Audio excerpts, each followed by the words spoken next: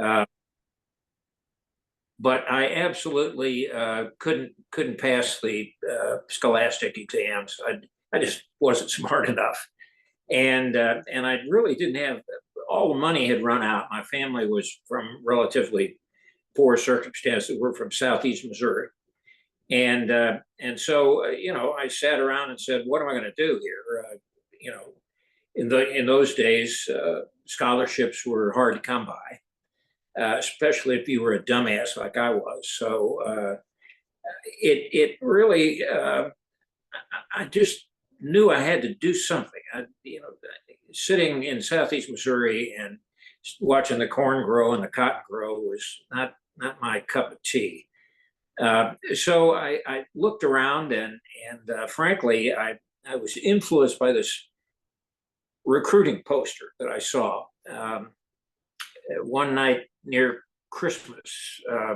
And the recruiting poster simply had this picture of this lantern-jawed, rock-hard Marine. And it had one word over the top, and that word was ready. And I looked at it and I said, well, by God, I think I am. And the next day I went in and enlisted in the United States Marine Corps. That was in January 3rd of 1964. I really didn't know what I wanted to do. I didn't know if I was going to stay in the service. I just, let's get some experience here. Let's see how this works. And I went through boot camp and infantry training regiment and that sort of thing, and begged, believe it or not, to be assigned as an infantryman, because I thought that was going to give me an insight into how the Marine Corps really works and what this ethos is about, that sort of thing. And so I was assigned as an infantryman in 81 mortars, as a matter of fact. Wow. And what unit were you first assigned to? 5th Marines, 1st Battalion, 5th Marines at that time. Of course, this was before Vietnam, where that had really spooled up. And I did about a year doing that sort of thing, maybe 18 months. And frankly, I became bored. I was climbing one hill and down another hill at Camp Pendleton. All I was really seeing was the back of the guy in front of me. And I said, wait, there's got to be something more. And then one day, a guy showed up. We were having a live fire exercise with mortars. And the guy showed up, and he had a camera around his neck and a notebook. And I said, well, what the hell is he doing? So I went over and he was a corporal, and I finally said to him, I said, what are you doing here? And he said, well, I'm a combat correspondent. I work for the base newspaper here at Camp Pendleton. I said, what? What's that? And he said, well, it's probably the greatest scam in the Marine Corps history. You're able to do anything in the world you want to do, anything that the Marine Corps does, you can do, presuming you're able to produce a story about it or a reasonable picture about it and that sort of thing. I said, well, hell, how do I get into that game? And he said, well, I don't know, but I'll mention your name. So I took my details, and what happened was essentially they called me in for an interview, and I proved that I could type and that I knew what a news story was, because I'd been the editor of my high school newspaper, so I kind of had that insight. And lo and behold, they said, okay, look, we're going to do this. We're going to change your MOS, and we'll send you up to the Marine Corps Air Station at El Toro, which is where I first met Steve Bernston, by the way. And he said, you'll get some schooling, and you'll get some on-the-job training, and then if you're lucky, we'll send you to the Defense Information School and get you to be a school-trained guy. Well, it sounded great to me. I mean, I was out of the infantry, and I was doing fine. But what I discovered after a year or two was that when the Marine Corps said combat correspondent, their emphasis was on the first word, combat. and there were very few of us, relatively speaking. And so essentially what happened was that we got orders to go to Vietnam. Steve had left already to go to Vietnam earlier. And I got orders to go over, and both of us ended up together in the 1st Marine Division. in what was called the Informational Services Office, or ISO at that time. But we quickly found out that the meat and potatoes of this combat correspondence gag was to go where, run to the sound of the guns, essentially. The stories about Rudy in the rear rank with a rusty rifle, little human interest stories were there, but you had to go chase them. And if you didn't chase them, you didn't get the job done, and you didn't get the job done, and you didn't last long in the business. So we became combat correspondents, and I think the first, I guess you're probably, Steve indicated you wanted to know the difference between certain splits in the MOS. Yes, sir. The MOS was 4300, which was informational services man or journalist. And you could be a 4312, which was a writer, which is sort of a photojournalist sort of occupation. Or in my case, for some odd reason, they decided that I would be best to be a radio and TV information man. So my split was that I was to be a guy who, while covering the stories, I covered them in an audio fashion. I would do recordings, and conduct interviews and that sort of thing. So Steve and I kind of paired up because he was the writer end of this thing, and I was the so-called radio and TV end of this thing. And I guess the first place that we went, he'd been there a couple of months already, and so he was an old hand and I was a new guy. And so we ended up going to up on the DMZ. The Marine Corps had just moved the 1st Marine Division up to further north from their initial base at Chulai. They moved up to Da Nang, and then took responsibility for great swaths of the DMZ. And one of those outposts on the DMZ was called Con Tien, Sir. which in Vietnamese means Hill of the Angels.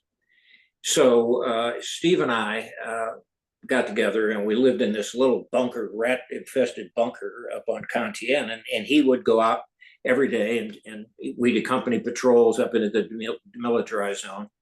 They were conducting the McNamara line at that sort of thing, and we'd go out with patrols, and I would conduct interviews or talk to people, and we got pounded a lot. It was the place of incoming artillery because you were within the artillery fan of the North Vietnamese, and they could just sit home in their bunkers in North Vietnam and fire at us in South Vietnam. So we learned quite quickly that I think the whole hill at Con Tien at that point was probably 800 to 1,100 meters. So you were packed in there, and the artillery would drop on you every day. And so we became real bunker rats ourselves. What's it being in those bunkers under that artillery? Well, you know, we sat in there and held our heads, and the dirt rattled down and all that sort of thing. And occasionally a bunker would get hit, direct hit, and it would take people out. But for the most part, we were smart enough to find a bunker that could take some pounding. And that really began our career as kind of the Mutt Jeff outfit of the 1st Marine Division. And Steve was wonderful, and he always was and always is. But we became very close. Not only had we known each other in the States, but here we were paired up as battle buddies, if you will, in Vietnam. And we were members, as I think some of the other combat correspondents have probably told you. We were a pretty wild outfit.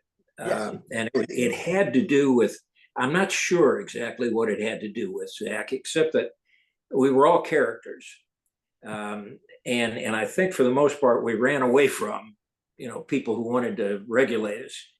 And as long as we were doing the job, as long as we were out there producing these great stories that were picked up by local newspapers in, kids' hometowns and all that sort of thing, and occasionally in the house organs, the Sea Tiger newspaper, and the Stars and Stripes occasionally would carry what we did. And in my case, some of the recordings that I were making were ended up on stateside radio stations and all that sort of thing. So we really, I think we prided ourselves. We had a sort of a perverse pride in being weirdos, in being wild men. And the great thing was that we were allowed, because of our unique position and because, frankly, there were so few of us, we were given, I think the guys have mentioned to you before, we were given permissive travel orders, which would allow us to get on an airplane, would allow us to get on a helicopter, to get on a convoy, no questions asked. If we wanted to go there, if we were stupid enough to want to go up into the fighting, here you go, help yourself. And so we really got, it was true what I was told. If you really wanted to see the Marine Corps and how it fights the wars, and then you go to a place like Vietnam where they're heavily involved in combat, and you see, I think, the full gamut of human emotions and certainly human behavior. You see all the best of human behavior and you see all the worst of human behavior. And it was fascinating to me. And I began to really become an observer at that point, really to observe these things. Not that I could say them much. People weren't looking for my opinion of, how things were going in Vietnam. But I think it really served to give me insight, which did me a world of good later on as I progressed in my career in the service, and then when I got into show business. I think that experience in combat in Vietnam and in the Marine Corps writ large probably was seminal to my development as a human being and as an artist, if you will. And so I credit that. And I don't think I would have gotten it had I not been able to schmooze my way into becoming a combat correspondent. It was the ideal situation for a person of my mentality and for a person of Steve's mentality. Steve always considered himself to be, and I used to kid him about it a lot, I think he saw himself as the storyteller, the Ernie Pyle, the modern day Ernie Pyle. And by God, he was. I mean, he could get stories out of kids, 18, 19-year-old infantrymen. He could get stories out of them that would break your heart. It was just terrific stuff. And so I kind of learned from him and watched what he did. And he was never afraid to go anywhere if he thought there was something he could somehow materialize into a story. And I admired that greatly and tried to copy it as much as I could in my own inimitable fashion. And I think we both really kind of developed as storytellers, as artists, as journalists, and as Marines through that experience. Well, that's probably way longer than you wanted a response. I want all the detail. Well, I was going to say, I think you showcased that well in your novel, Run Between the Raindrops. I've read it. I encourage my students to read it. It's a phenomenal fictional account that's also based historical on what you experienced in the city. It's phenomenal. Yeah, I've always been a storyteller. I'm the kind of guy that if we're all sitting around a campfire and roasting hot dogs or something like that, I'm the guy that can tell you a shaggy dog story and hold your attention for 45 minutes and it doesn't mean a thing. I'm that guy. And I always have been that guy. And I think in large measure, all of us who are combat correspondents were in one way or another that kind of guy. So we were a colorful outfit. We were a bunch of bandits, no question. But we had this great captain, this great skipper who knew the value that we brought to the whole effort. And he would often cover up our foibles and whatever criminal activity we'd been involved in, he'd cover it somehow. So we were in absolutely the best world, I think, or the best position that we could be to observe and to get this done and in certain ways. And I think this is what Steve has said after the war when we've had a chance to talk about it. He's often said, and I agree, that if we did anything that was worthy, what we probably did was open the public's eyes to, for the first time since World War II, actually, to who are the American Marines? Who are the American men over there fighting? And how do they think? And are they really us? Are they really America? And we were able to see that, and we were able to explain that, I think, in our own limited fashion. So I think that was of some value, and I'm glad we were able to do it. You couldn't have told us at the time we were doing it that we were doing anything like that. That thought never occurred to us. But in the end, in retrospective, I think that's what we were doing, and I think it had some value. Well, and you mentioned that with your roles, you're able to introduce the public to who are the American Marines. And the Sea Tigers do that well. I collect Sea Tigers. That's a hobby of mine. And I bring them into the classroom. And I love when my students are able to read it. And I'm able to point out names of Del Dye, Gus Hasford, Steve Bernston, Dennis Fisher, Gerheim.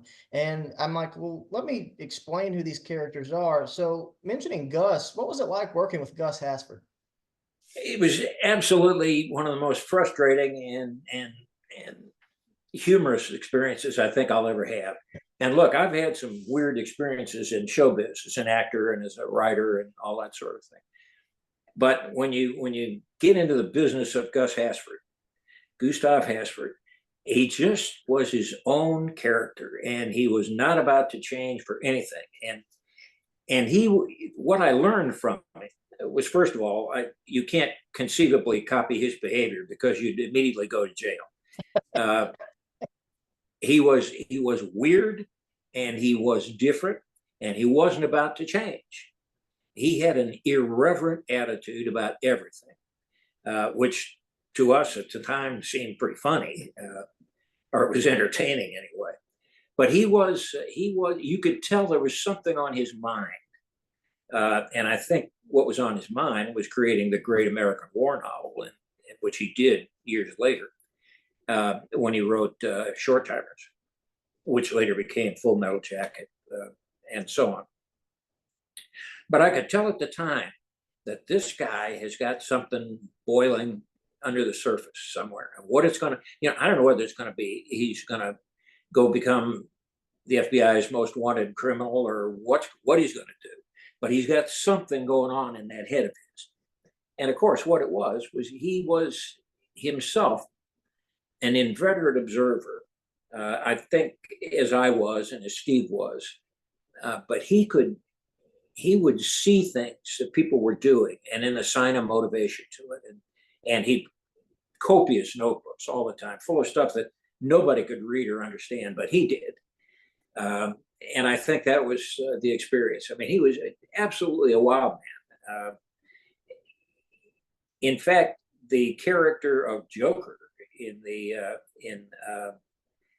Full Metal Jacket, I don't think really does him service. He was wilder than that. Now, with Gus Hasford, what is one of the most memorable memories you have of Gus when you guys were in country together?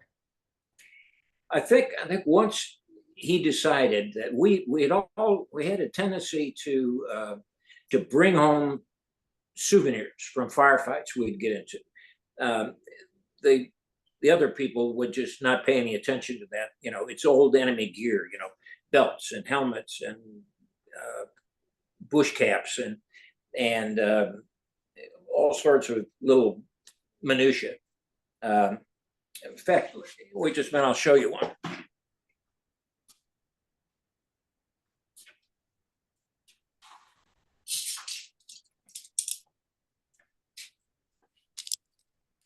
This is an example of what kind of thing. This is a Viet Cong hand grenade. Wow. That I later diffused and brought home. But we would bring this crap home. And one day, Gustav Hasford came in. I think we were all kind of in the rear at that time at Da Nang. And we were producing these stories and getting ready to go out the next time. And Hasford came in and he said, listen, I got this idea. what we need to do is start our own insurgency. And I said, what? I said, yeah, here's how we do it. You guys all got all this enemy gear, this NVA gear and all that sort of thing. I said, well, yeah. And he said, here's what we do. We'll take the shortest guy we can find and we'll dress him up in this stuff. And then we could take all kinds of pictures of, like we were up close to an enemy soldier, which we never were able to do if he wasn't dead or wounded. And so he came up with this idea of creating our own North Vietnamese Viet Cong insurgency. And we did it two ways. We dressed this little guy named Bob Bayer, Ding Bayer, who was in our outfit. He was a little short, skinny guy. And we dressed him up as a Viet Cong, and then we dressed him up as a North Vietnamese. And this was Hasford's idea. Why we would do that, I have no idea. But that was the kind of thing that was on his mind all the time.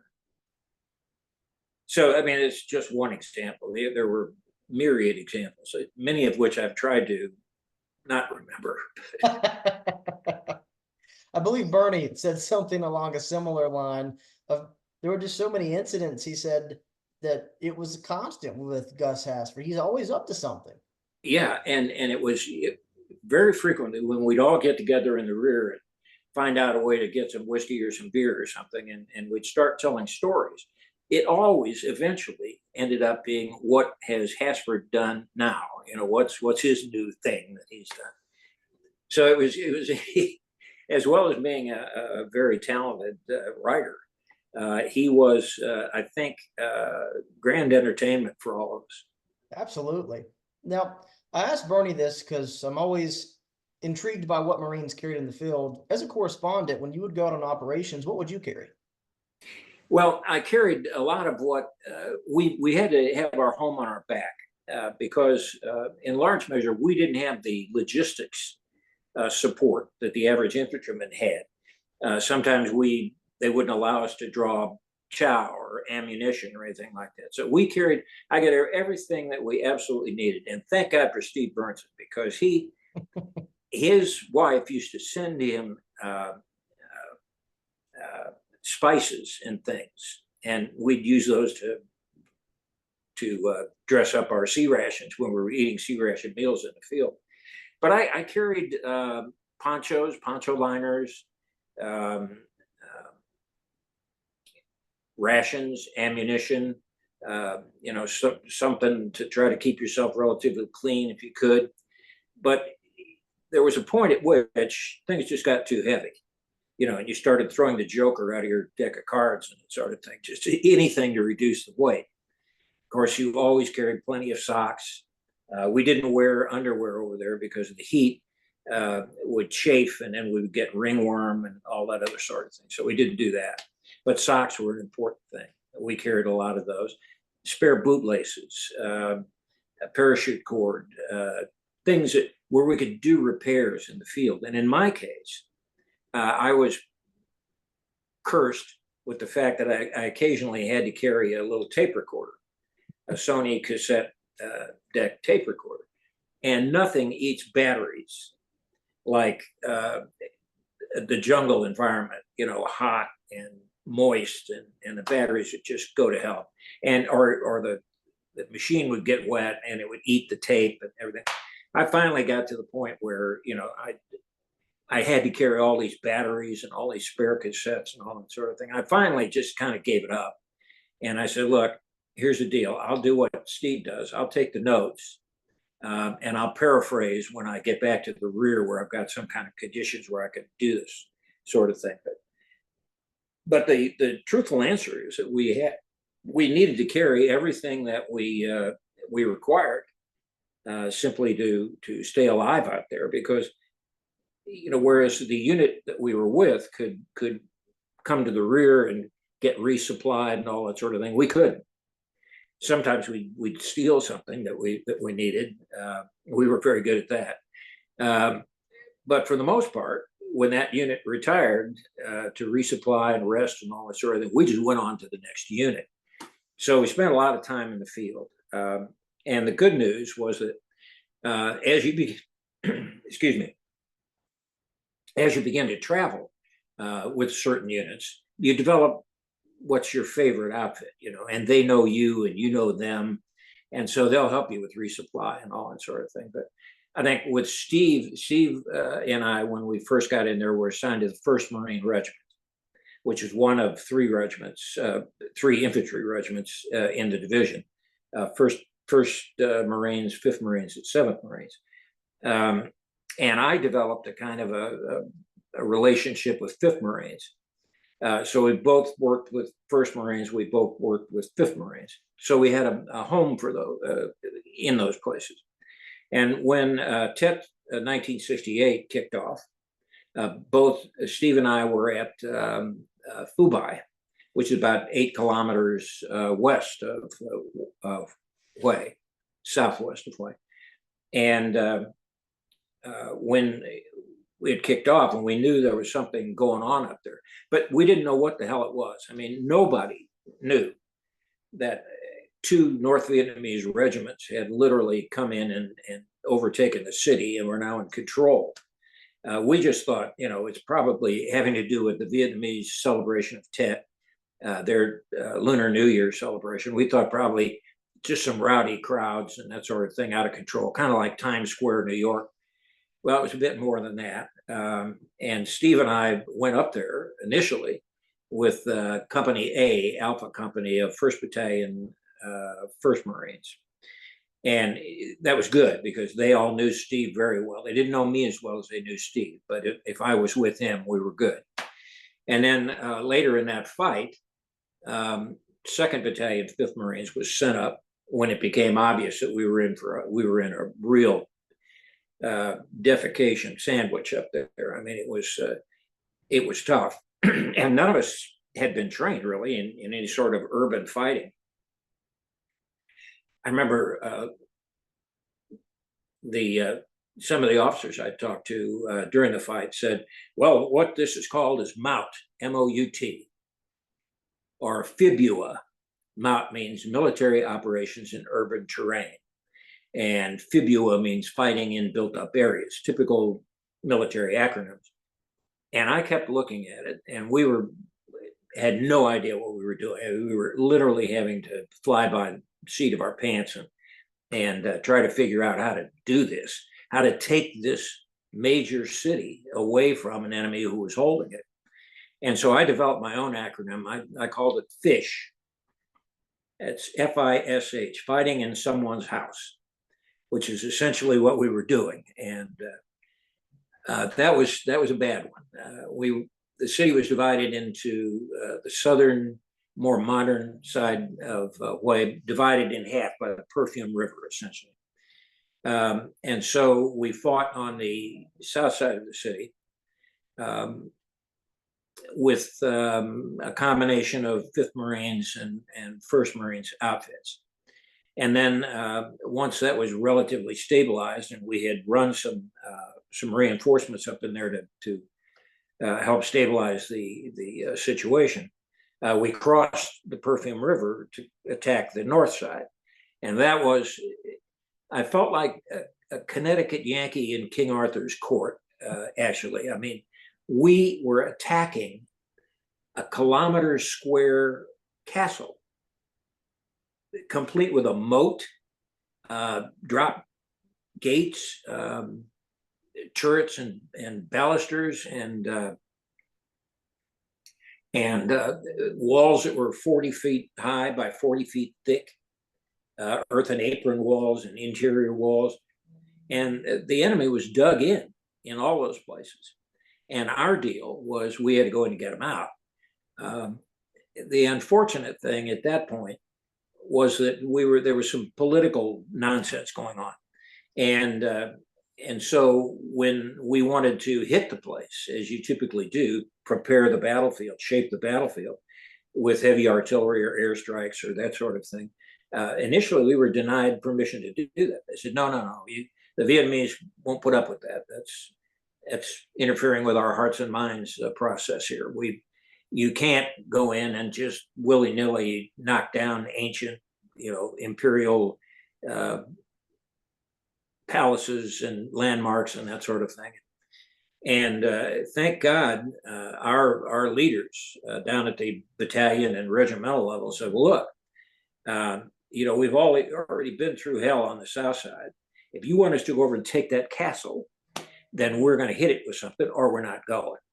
And the neat thing was that they finally gave up and let us run some airstrikes and naval gunfire and that sort of thing, or we frankly would not have lived to get off the little landing craft. They were in control and they had the high ground. And so Steve and I were in that fight. I dropped off to Delta Company 1-5, and I think Steve was with Charlie. And I got word that he'd been hit. And I got, by the time I got over to where I thought he was, they evacuated him, and I didn't know whether he was alive or dead, frankly. But that was demoralizing, and he'd been my rock through everything. And when I got word he was hit, and nobody seemed to know how badly. I mean, it had to be fairly serious because they evacuated. And in those days, in a way, you had to be pretty seriously hit before there was any sort of movement to get you out of there. So I found out later that he'd survived, and that he was into some long-term hospital care, and they moved him around. I think he went to Japan and then back to the States and began his rehabilitation. And of course, eventually was retired from the Marine Corps, for physically retired. But we've remained friends forever. And in fact, I'm due to talk to him later on today. But he wants to know how it went with you, I guess. If you guys are due to talk, aren't you? Yeah. We're pretty tight. We've done 6 or 7 interviews just of his story. Yeah. Oh, he's fascinating, and it's about damn time somebody let it be told, because if anybody was the epitome of the dedicated, uniformed combat correspondent, it was Steve. He believed in it. I mean, whereas guys like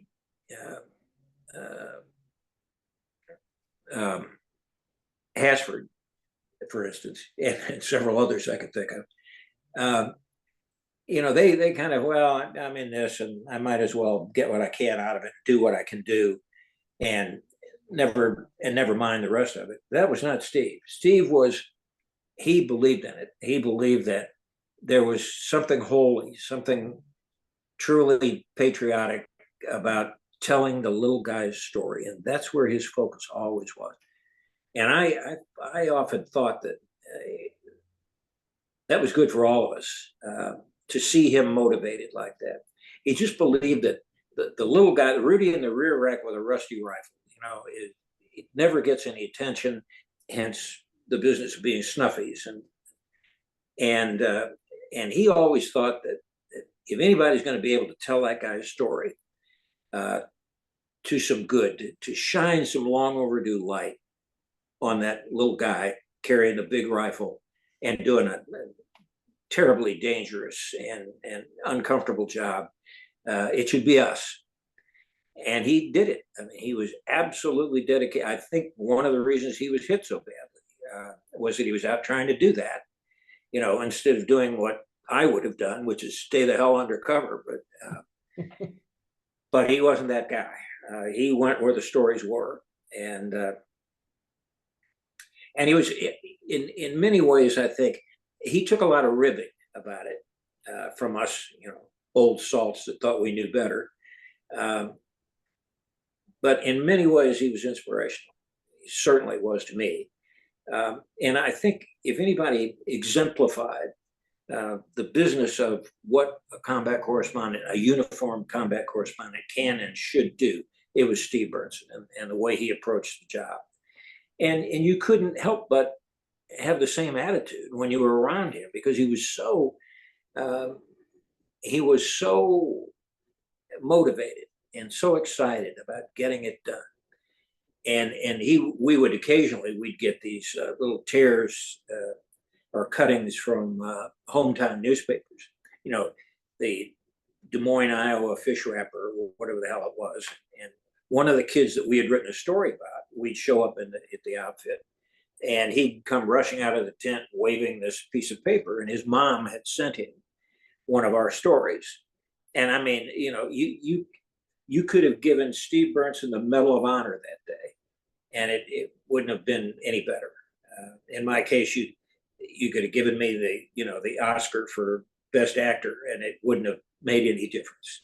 It would have been nothing like that thrill. And that's what he believed in. That's why he did this stuff. And I think that had we all not done it in our own ways, Steve was just better at it than most of us, but had we all not done it in our own inimitable fashion, I think the Marine Corps would have been worse off than it was, because we gave Mr. and Mrs. America a little peek at Junior America over there doing what he had to do, and it was really a rewarding experience. I think Steve's Sea Tiger articles exemplify that. I love looking through them and finding his articles, but one of the more heartbreaking stories he told me was the stories he could not tell, because when guys would get hit or killed, he said we couldn't write stories about them, in a sense. Yeah, we all had that experience. Yeah, we would have stories in our notebooks, you know, contact information and the details of something that we were going to turn into this great story about a kid who knocked out a machine gun nest or something like that. And we'd observed it, and we knew what was going on. Maybe we'd even helped in some way. But then you'd find out. You'd get to the rear, or while you're in the field, and here's this guy that yesterday you had talked to, had gotten his mom, dad's, his parents' information and address and so on and so forth. And that was the first story you were going to do when you got to the rear. And the next day, he's wrapped up in a poncho and he didn't make it. And so I've still got some notebooks where I scratched through them, right, and write the date that he was killed in action. And that's heartbreaking. Yeah. And it was I think, more heartbreaking for Steve than the rest of us, because he just believed in what he was doing so deeply and so strongly that when he lost, it wasn't just that he lost a story. You know, there's thousands of stories out there. You just have to dig around and find them. It was somehow he lost something that was inspirational to him and that caused him to write it all down in a notebook so that he could publicize it. And when you lose that, it really is like losing a friend. Well, I've spoken to some of the Marines who are with Hotel 25 and Southern Way, and they've all mentioned, to an extent for the most part, you and Steve Bernston and the attitude that you guys brought in, and how, you know, you're there doing stories that could put them in the Sea Tigers, and these guys are excited for that. But it brings me to the point. As you know, Steve's story on the Way City flag raising, it makes the front page of the Sea Tiger in March. Oh, yeah, absolutely. Look, I think in large measure, the guys in Hotel and Delta 15 later on the north side just thought we were nuts. They absolutely did. You know, we'd always get that one question: you don't have to be here. No, man. You know, we're up there helping you out. You're nuts. You're just absolutely. And while we understood that, there was a kind of a perverse pride in that sort of attitude that we had. But yeah, Steve's and I don't know if he wasn't actually allowed to write what really happened on the flag raising. I was with another company at that time. Steve was still with Hotel, and he was right there on the whole thing. I think I was over in the Treasury building or something with Charlie or with Foxtrot Company, and he told me later what had happened, and that once they raised the flag, and of course that was the moment. That was Iwo Jima recreated there, and such colorful young kids. I mean, they were just superb. And I didn't know this, but Steve said that Captain Ron Christmas, who later was Lieutenant General Ron Christmas, was in command of the Hotel Company at that time. And some of the rear echelon senior Army officers and some South Vietnamese Army officers came up to Camp Christmas, said, well, you have to take that flag down. American flags aren't allowed to fly over Vietnamese areas. Steve can tell a story better than I can, but essentially, Camp Christmas looked around and said, well, listen, gents, you're perfectly willing to pull it down yourself, but I'm not, and neither are my Marines. And I'd suggest that if you try it, you'd probably better not, you better put on some flak jackets. So it's a great story. And but that was so typical. And Steve tells this the great story about that. I probably have some of the details wrong, but he couldn't write that. I mean, he was aching to write that story. And I think I included it in the Run Between the Raindrops in my book. But there were so many things that, you know, we were involved in that we really, we couldn't tell those stories. I mean, you'd laugh at them and maybe even make a note or two, but no way in hell were we ever gonna, you know, nobody was gonna allow us to tell those stories. Well, and speaking of some of these stories and experiences, I mean, I asked Bernie this from your perspective, Mr. Dye, what's it like being in urban combat as a correspondent? Look, it's very difficult. And I think I sort of crossed the line. You're always treading a very thin line between do I shoot and participate or do I observe and help out if necessary? And Steve was an expert at walking that line. He knew exactly where it was and exactly what he needed to do, and he'd do it. I frequently found myself wandering over the line. You know, I turned back into an infantryman sort of thing. And it's very difficult, particularly in an urban environment, because there's no real front lines. The fight flows around you, and it might come up behind you or on the left or on the right at any moment. So even if you clear a building of enemy fighters, the next thing you know, they're back in there that night, and you're having to do it again. So it's very difficult to maintain a sort of an objectivity or a distance. Steve was good at it; he could do that. I was terrible at it, and I would find myself frequently, you know, doing something weird, picking up a Thompson submachine gun or something, and deciding that I was GI Joe, but or Sergeant Rock, the Combat Happy Joes of Easy Company. I had those images in my mind, I guess. But I think it's more difficult in an urban fight because there really is no rear. There's no place you can go, really. Even when we would occasionally during the fighting have to get a convoy the 8 miles back to Fubai so we could turn some of this stuff in and start getting it. It was a breaking story at that point. And one or the other of us would take a truck convoy back the 8 miles to Fubai and then give each other's notes and film and recordings and all that other stuff and say, gotta go. And then out the door and back in the next convoy up. Even that was tough. You get lost, I think is a proper description. You get lost in an urban fight. You're never sure what the hell is going on around you, you know, and you can't see landmarks that indicate to you that this is the front line and this is the rear because they don't exist. So it's extremely difficult. And you find yourself sometimes units get mixed up because one's going one way and another's going the other way. And you find yourself confused about who the hell is, where's my outfit, you know? And Steve was good at keeping track of that because so many people knew him, and he knew so many people that he would, when we'd get lost, he'd say, all right, just a minute, we're going over here. And off we would go and find our home again. But it's very tough in an urban fight. It seems to me that even in the heavy jungle that we often fought in up around the DMZ and that sort of thing, that's to me is easier. You're less prone to get lost. And at least you know that if you're moving in this direction, the enemy's probably up there somewhere in the direction that you're moving.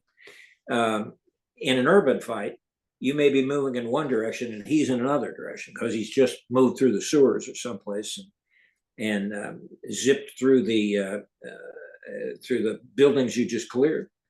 And it's so confusing. I remember we were on the south side. We were in the fight for the Arvin hospital complex.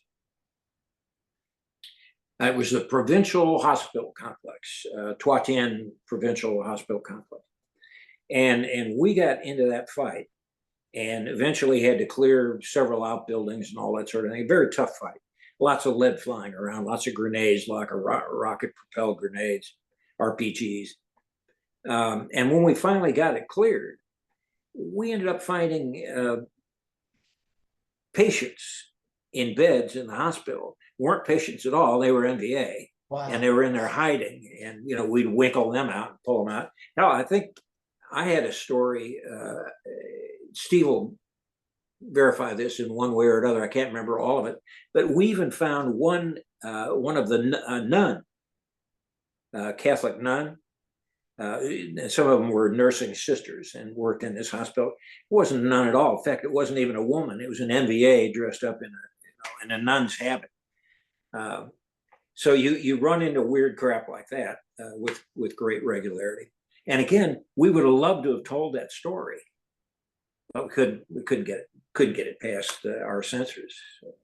Well, between that, Steve's mentioned that too. But another thing that catches my attention, I've done a lot of research on Hue City. It's a passion of mine, but it's the unique armory that the Marines come into contact with in the city. M16s, Thompsons, carbines, BARs. I mean, what's it like seeing this? And it looks like it's out of World War II. It was like a kid in a candy store for the Marines. I remember that we hit an Arvin armory, which was kind of on the, I guess it would be southeastern part of the city. And there was an armory complex. It was a wall surrounding the area. And there were a few NVA in there, and we winkled them out. And they were in the process of checking the area to make sure that all the enemy was dead or we'd gotten rid of them. I heard this Marine yelled, "Look at this." Well, I want to see that. So I ran over to where he was, and he had broken into one of the armory lockers. And it was just wall to wall World War II weapons that we'd given to the Arvin. There were M1 rifles, M1 carbines, M2 carbines, M1A1 45 caliber Thompson submachine guns, which I promptly snatched out of it. But there were BARs and all this sort of thing. And for Marines who, at our age, we'd grown up on World War II movies and books and all that sort of thing. So this was, kid in a candy store. We were all over this stuff. Nobody thought that now we have to find the ammunition that works with all of this stuff. So, but we many of us carried, I think I carried mine at Thompson until I realized that, anytime you carry an automatic weapon, you got to have a lot of ammo because an automatic weapon eats ammo. And so you carry 6 or 8 magazines of 30 45 ACP rounds a piece. That gets heavy. And finally, I think in one of the trips across one of the blown bridges, I finally just threw the thing into the Perfume River. Hell, it's still probably there today. Yeah. Oh my God. Just imagine. And Steve had one. Steve had an M2 carbine that he picked up. So anyway, we found all kinds of, and it was we were in the, kiddie pool there. Well, with that, thinking about Hue, people who have little knowledge on the Vietnam War at least have heard aspects of Hue City just for the uniqueness of the fighting. And so one of the things that you mentioned of the difficultiness of it, you're going house to house, you don't know what's in there. You have no idea what happens when you go through that room, when you go through that hole in the wall. So what would be the procedures that you witnessed of how would Marines get into the homes? Well, first of all, Mr. Grenade is your best friend. So we learned very quickly. There are ways. we learned, for instance, to use CS tear gas. Although better you have a gas mask when you do that. And I didn't. But we learned what's now called kinetic breaching or dynamic breaching. In other words, we learned to use like the untold, that weird 106 millimeter recoilless rifle, sir, tank-like thing that the Army didn't want, and they canned it all on the Marine Corps. And we'll take anything that shoots. And so we learned to use the Ontos and a shoot and scoot. They're very thin-skinned and they don't last long if they take a lot of fire. But those 106 millimeter recoilless rifles will raise hell. And they would run up, shoot and scoot and fire and then back out of there. Tanks, same way. Tankers don't like to get in city fights. There's any narrow street and it restricts their ability to traverse the turret. But we learned how to use tanks.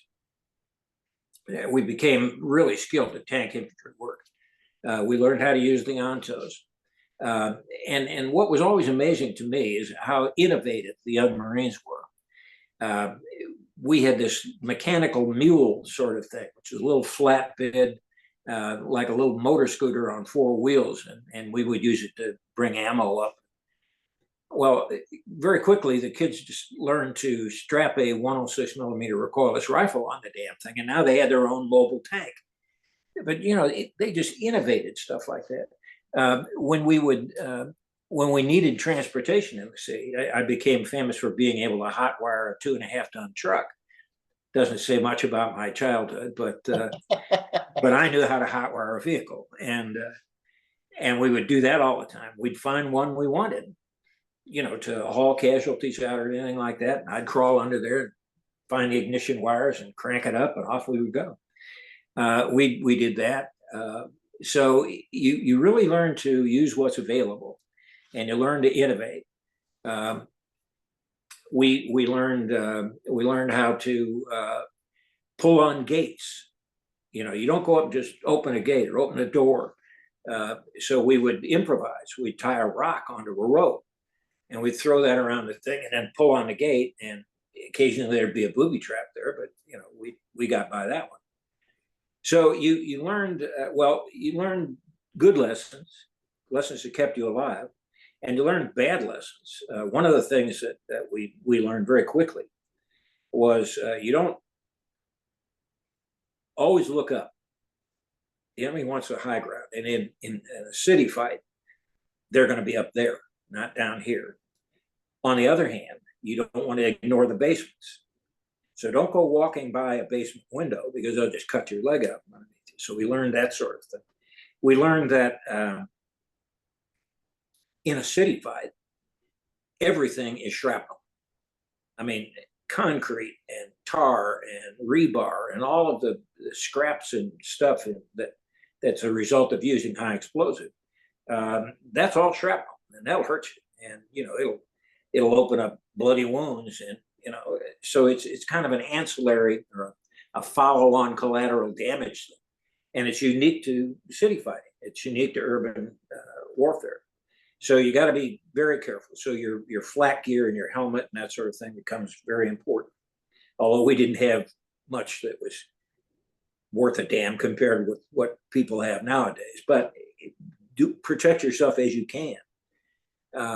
So you learned all that. You learned some good things. You learned some techniques that work, and then you learn some bad things, some things that will kill you. We found out very quickly on the south side that the enemy were using sewers, the underground tunnels that led all over the city, which were part of the sewage situation in Hue, all leading toward the Perfume River. Well, the enemy were using those as resupply pipelines. It reminds me of what's happening in Gaza right now. So we learned very quickly that we had to close off those tunnels, if you will, those sewer pipes. And nobody wanted to get down in there except an NVA. They didn't mind. We did. And so we closed them off for the most part. But so you learn to innovate. And I don't think anybody is better at combat innovation, frankly, than the United States Marine Corps. I mean, it's just some of those little guys are geniuses at innovation. You know, how about this? You know, and okay, let's give it a shot, and off you would go. So it was I guess in those aspects, it was inspirational. I think just to see what they would come up with today, you know, and how they would work. We got trapped in a building one time, and we'd cleared the bottom of a building. This is on the south side.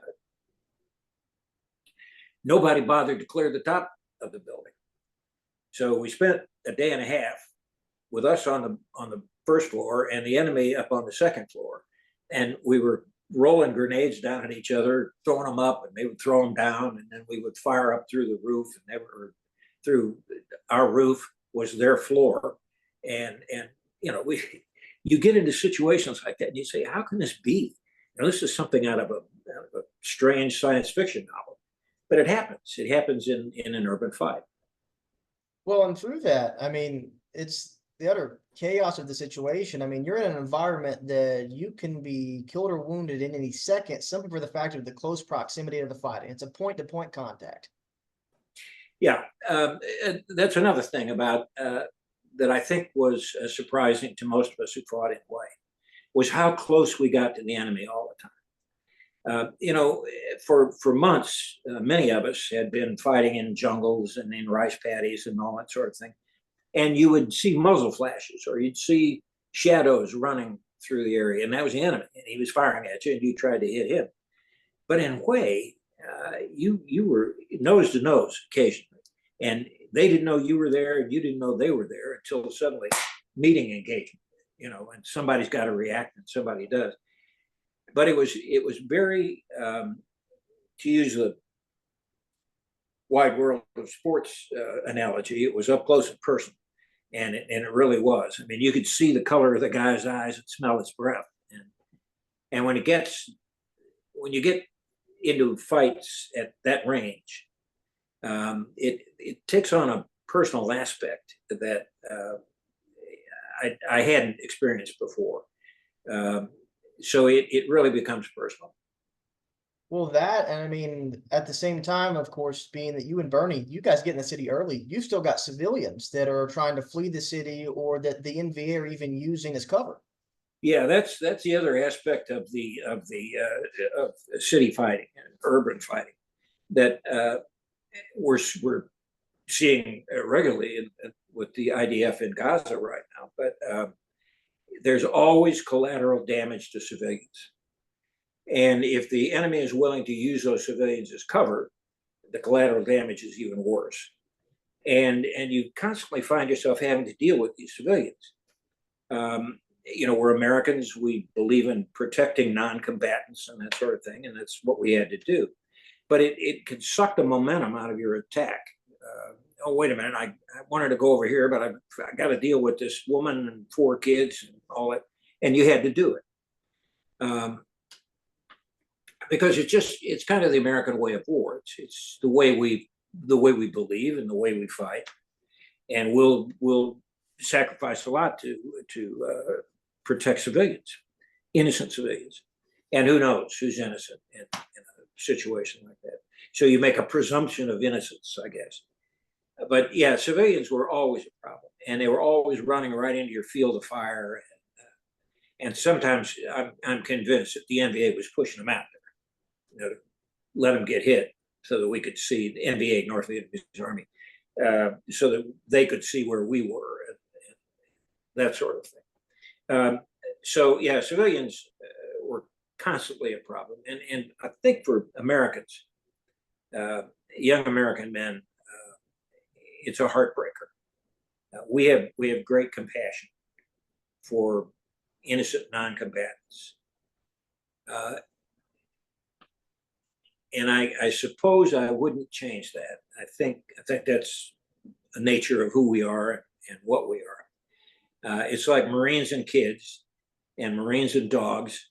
You know, we absolutely love them, and there it is. So I wouldn't change that, I don't think. But I would certainly, if I had to do it again in an urban environment, I would certainly be aware of it. And it paid off actually for me when we were in Beirut much later in my career, 82 and 83. I remembered a lot of the stuff that I had seen in play because we were, in the middle of Beirut, Lebanon. So it's civilians in an urban fight are a tough concern, and you just have to accept the fact that there's going to be some collateral damage. Well, and through that, I think that you reach a highlighting point of the flip side of that, of what Marines bring to the table of trying to take care of the civilians. I think you see that well in the Sea Tigers with all the humanitarian stories of what the Marine Corps tried to do for the people of South Vietnam. Yeah, that the house organs like the Sea Tiger and Stars of the Tribe, they ate that stuff up because it spoke to our American ethos. There were equally a bunch of stories that we couldn't tell, where the South Vietnamese, the civilians weren't so well treated, mainly by our allies and that sort of thing. But yeah, I think it's fair to say that we went out of our way. I'll never forget seeing when we cleared several buildings.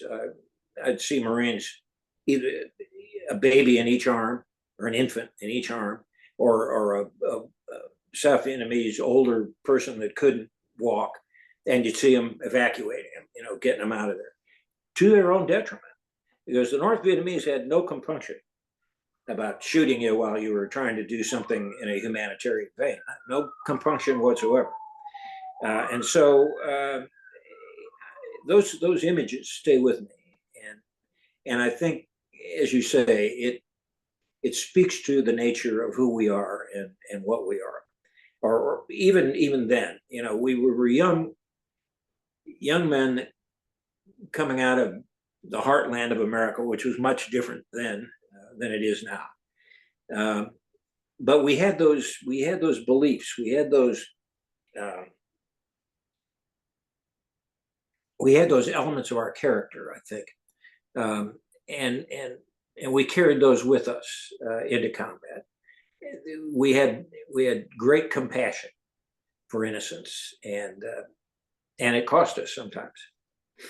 Well, and with that, I mean, for a lot of you, like you mentioned, Marines, Army personnel alike, you're thinking of what your fathers and uncles had done 20 years prior. And I mean, it sticks with you. You want to do the right thing because that's what you were told that your fathers and uncles had did in World War II, and that carries over. I suppose. I suppose there's an element of that. Now, I can tell you from my own experience that my family fought in the Pacific, and there wasn't much compassion left for the Japanese, but there were for innocent civilians on places like Saipan and so on. So it was there. I think in large measure, the challenge has always been not to let yourself sink to the enemy level. You've got to maintain that certain ethos, that certain ethic, as hard as it may be, particularly in brutal combat situations.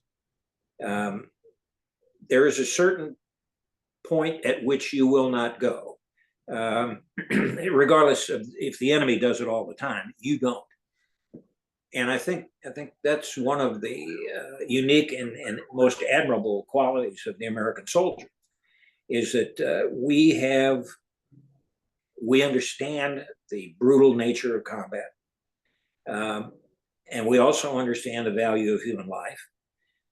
We understand things like compassion. We understand that very often people who are caught in the middle of warring factions have no responsibility for it whatsoever, and therefore should be protected as innocents. I think we still have that. We certainly still had that when I left active duty, and I'm sure we still do. Sure. Now, with your time in Hue City, how long did you spend inside Hue? Well, Steve and I got there very early. I think we were on one of the first truck convoys out of Phu Bai to go in. So it had to be either the 31st of January or the 1st of February. I made several trips back and forth to Fubai to drop off stuff and then come back up. And I think I was there until third week of February, something like that. I guess about all told about 3 weeks. Now, in any point in your time in Wade, did it hit you that you were a part of making history for the Marine Corps, of being in one of the deadliest urban engagements in the history of the Marine Corps? Not at the time it did. You know, there's a tendency among combat Marines, and I'm sure it's the same with soldiers. And you want to say that you had it rougher than the other guy, you know, something that proves you're braver or more masculine or something. I'm not sure, but and so there was a lot of well, Wade was harder than anything I've ever seen, any other operation I've ever seen, and there was some of that. But I don't think, but that's only on that level. I don't think any of us ever thought, geez, we have just been involved and we've just survived a battle that will go down in Marine Corps history and lore. In fact, U.S. military history and lore, up next to Iwo Jima and Okinawa and the Belleau Wood and the halls of Iwo Jima or the halls of Tripoli. I don't think we knew that then, and I think probably it was well after the war was over, well after 1975, when some of us began to think, when we started to do lessons learned. You know, what have we learned from our experience? When we got to that point, I think we realized, and everybody seemed to be interested in Wade. I think we realized, those of us who were there and who fought through it, began to realize that we may have been writ large on a page of history, but we didn't understand that then. Well, and I think the last portion of that, of after the war, the realization hits you. I mean, because you write a novel about it. I mean, what sparked you writing this historical novel based on what you experienced? I think it was an inability. It was so indelibly etched in my mind. I mean, for 10 years after the war, I just could not get Wade. Some aspect of Wade would wake me up at night in a cold sweat. And there was Steve, you know, who was wounded badly and crippled. And he and I talked regularly. And so it stayed alive in my mind. And it was eating me, frankly, it was eating me alive. I mean, it was just interfering with everything I tried to do. And I wasn't doing anything very well at that point. And so I think I was suffering from some serious PTSD, although we had no idea that there was even such a thing. And so I decided, you know, look, I'm a writer. I'm a guy who tells stories. And this Wade experience is eating my guts. It's eating me alive from the inside out. And what do? Well, you do what you do when you're sick. You know, you somehow you have to take some medicine. You have to flush whatever it is that's making you sick out of your system. And so I put that together somehow in my head, and I said, okay, well, look, here's what I do. I write this book, and I have to make it fiction because I need certain heroes in certain places and so on. And besides that, I wasn't interested in doing a historical monograph. History's great, and we all ought to study it, and we need to learn from it. But you know, but there are ways to look at it that are just as insightful as fully researched texts, and so that's what I wanted to do. And Steve encouraged me. We were originally going to write it together, and then he was too much time in the hospital and that sort of thing, and we couldn't progress it. And so I took it and did it as a solo effort. But I think it was there's a cathartic element to it, and I realized that at that point. I said, oh, you know, I feel better about this. I'm writing about it. I'm talking about it. I'm going to give people a look at the demons that are lurking in my mind and in my heart. and in my guts, which where they mostly were. And so I learned that I'm taking my own medicine here. I'm curing myself. I'm healing myself. And that's why to this day, I encourage young men who've been to war, young men and women now who've been to war, don't sit on that experience. Don't brood. Don't sit in there and say nobody understands and clutch your pearls and retire to the fainting couch. Look, they don't have to understand. It's more a matter of you having to get the demons flushed out of your system, out of your mind.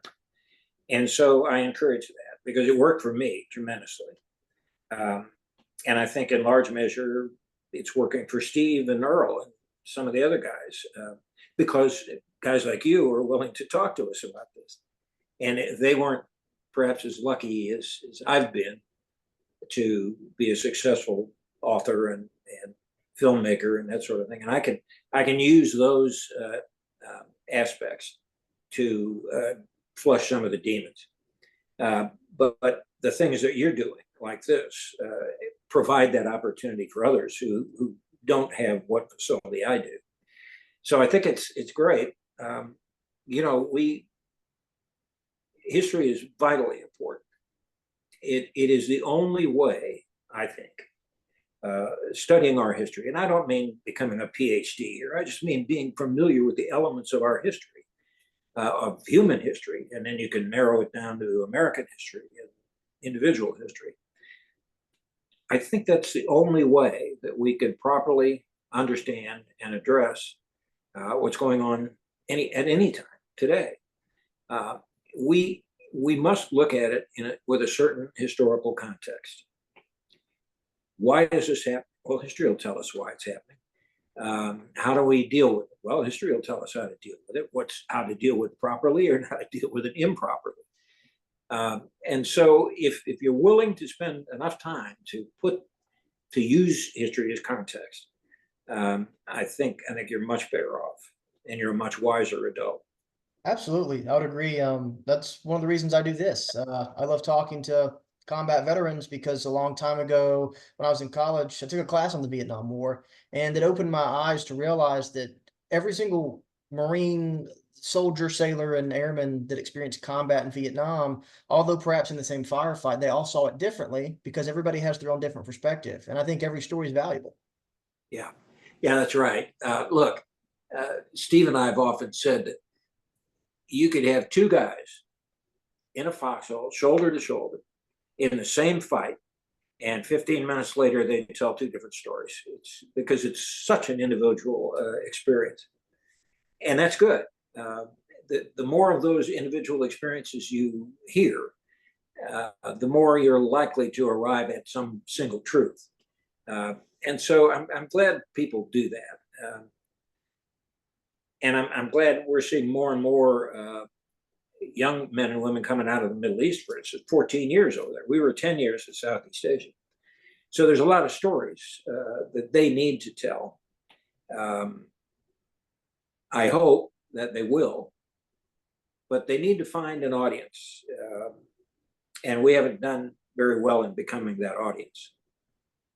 I would agree. I mean, I've got an interview this Thursday with a local friend of mine who was in Iraq and Afghanistan. And so, but this is the first time he's ever really told anybody about it. Sure. Yeah. Yeah. And just the fact that someone is interested in talking to you about that means that you have finally decided, you, the interviewee, have finally decided that even if this dumbass doesn't understand, I'm going to tell him because that's good for me. So I applaud your buddy. He should be doing that. Thank you, sir. I'll make sure that he sees this and knows it. I mean, it's phenomenal to be able to talk to the likes of you. I mean, not to, but I remember seeing you in Platoon and Band of Brothers, and I started doing research. Well, who is this Del Dye Who is this guy? And I became just completely immersed in the fact that, Combat Correspondent, 30 major operations you participated in your 3 tours. I mean, that's incredible. Yeah, it was quite a deal. And frankly, as I said earlier, I think it was seminal to all aspects of my career. it just gave me such insight, such understanding. And if you're smart enough to use that insight, use those insights, and use that understanding, you're bound to succeed because you just know more than the other person does. Absolutely. So it's really I think shaped everything I've done. So I've gone full circle from the kid around the weenie roast telling the Shaggy Dog story all the way around making movies and writing books and back to the Shaggy Dog story around the weenie roasts. Well, and with that, I mean, in a sense, for me, I mean, I was inspired by seeing you on the screen when I was a kid, just understanding the impact you were having on making our movies in Hollywood as realistic as it can be. So the average American like me can get a small glimpse into what military life and combat life is like. Yeah, that's why I did it, Jack. I mean, I became convinced shortly after I retired from active duty that, I'd been a movie fan all my life, and I'd seen every military movie there was, I think. And the common denominator was most of them just pissed me off. They just didn't reflect who we were and how and what the life is like. And I said, well, I see the credits on the screen. Retired Major Humpty Frats or something, technical advisor. What the hell is he doing? Has he been asleep? He knows better than. So I decided, well, when you're a Marine, you can do a lot of things that people tell you can't do. And so I said, well, I'm going out there to Hollywood and unscrew this. And lo and behold, I did. And I was very, very fortunate because Hollywood's a tough club. But I was very fortunate that the first film in which I was allowed to do it my way won 4 Academy Awards, including Best Picture. And so I no longer had to convince people that I had a better idea or I had a better mousetrap. They could see the evidence. And nothing succeeds in Hollywood like success. So that's what I did. And as I went into it, I said, look, I have a tiger by the tail here. I have an opportunity to shine some long overdue and much deserved light on the young men and women who wear our uniform, because people don't understand them, and it's because we no longer have the military experience as a common denominator. The draft is gone. And I found myself thinking about Steve and his business of being a storyteller. I said, here's my shot. Here's my chance. I can open up the heart, the mind, and the emotional build of the American men and women who wear a uniform and who are willing to put their life on them. And I've got to do this right. And so in order to do it right, what I need to do is give those performers, those young actors, full immersion taste of what the military is like, what the life is. And when I've been able to do that, and I've been fortunate that a lot of people believed in what I was doing and allowed me to do it. What's happened with things like Saving Private Ryan and Forrest Gump and Band of Brothers and the Pacific and on and on and on, Platoon, and what's happened is that I've reinforced my own success. People understand. Oh yeah, get Cab Dye over here, and he'll fix this, and then all we got to do is turn a camera on it. We're good. And it just, in some ways, it's actually worked out that way. So I'm happy that I had that experience. I'm happy that I was able to serve next to guys like Steve and Crazy Earl Gerheim and Gustav Hasford and all the rest of the lunatics that served with me throughout that war, and a second generation of lunatics that served with me in Beirut. So I've been blessed and very fortunate. Well, in many ways, I'm blessed too. I mean, I'm able to add you to this incredible list of interviews that I've done with Steve, Earl, Dennis Fisher. I mean, for me, it's an honor. I look up to you guys. I mean, to be able that you're taking time out of your day to tell me your story, that means the world to me. And with that, you've got an incredible passion for history. So I've always wondered, ever since I watched Band of Brothers, what was it like to step into the shoes of Robert Sink? It was extraordinary. What happened was that, I knew he was a real guy, and I knew something of his history, but I really wanted to inhabit that guy. I wanted to bring him back to life. And he was quite a character himself. Sorry.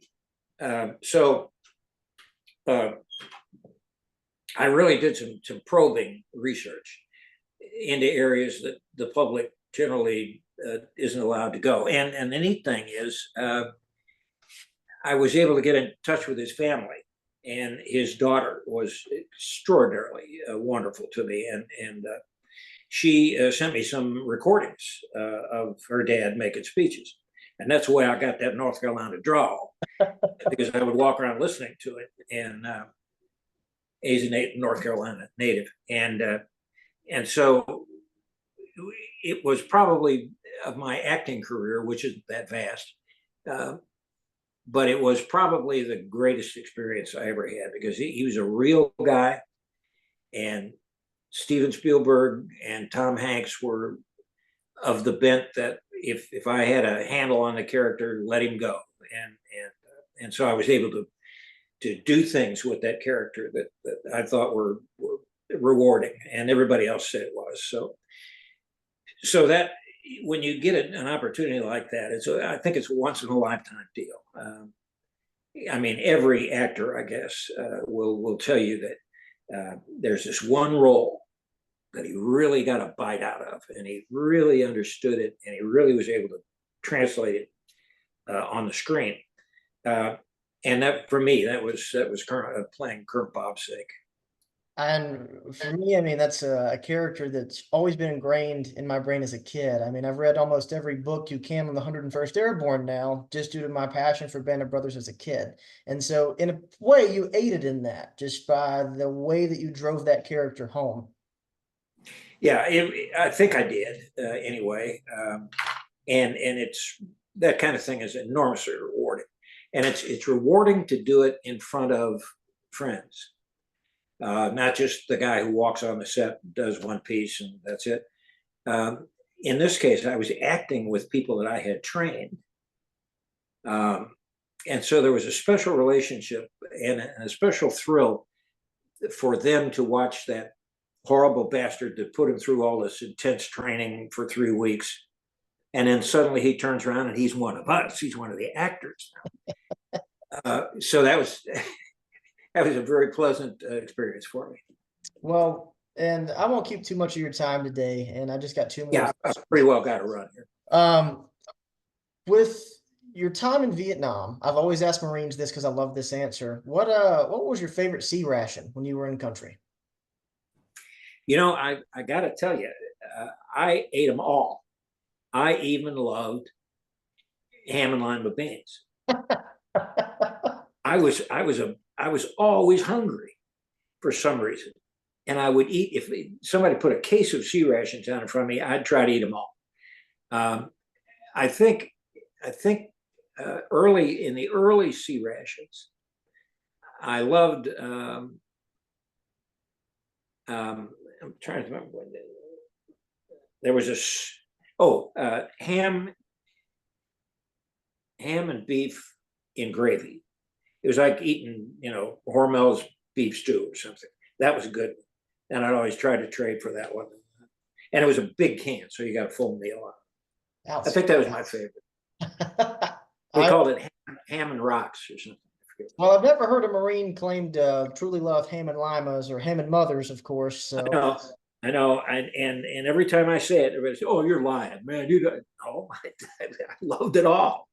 I think it came from being hungry a lot when I was a kid. I'm the kid who ate library paste when he was in kindergarten. So I'd eat anything. Well, Mr. Dye, I just want to say thank you for your time today, but most importantly, thank you for your service, sir, and welcome home. Well, thank you, Zach. I appreciate it, and I hope this serves to give everybody a little more insight, because that's what you do as a teacher, and that's what I try to do as a communicator. So thanks. Thank you, sir. You have a great day. Thanks.